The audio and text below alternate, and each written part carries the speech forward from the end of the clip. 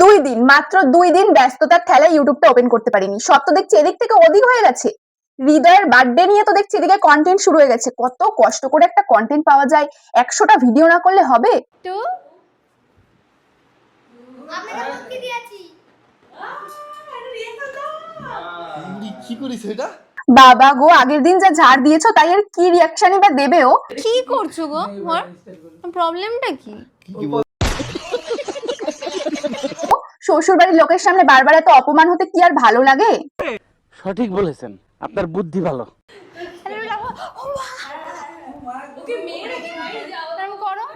সারা বছর অপমান সহ্য করে আর ক্যামেরা নিয়ে পিছন পিছন ঘোরার পর হৃদয় আবার এদিকে ভাবছে যে বাবা গো বাবা, এত পীড়িত কোথা থেকে আসছে।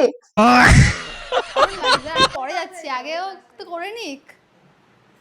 চাকর ট্রিটমেন্ট থেকে সোজা প্রিন্স ট্রিটমেন্টে শিফট হয়েছে, তাই আর কি কিছু বুঝতে না পেরে শেষমেশ মাথায় চুলকাচ্ছে। যাই হোক, হৃদয়দার বার্থডেতে সুমিকার একটু ভালো করে চেনা হয়ে গেল যে অন ক্যামেরায় কি পীড়িত তাই না করতে পারে। সাধে কি সবাই একে ছাপড়ি খায়? শরীরের মধ্যে একটু ফোটা ম্যানার্স আছে, ছুঁড়ে ছুঁড়ে কেমন ভাবে অভদ্রের মতো দিচ্ছে দেখো। এ নিজেকে কি ভাবে?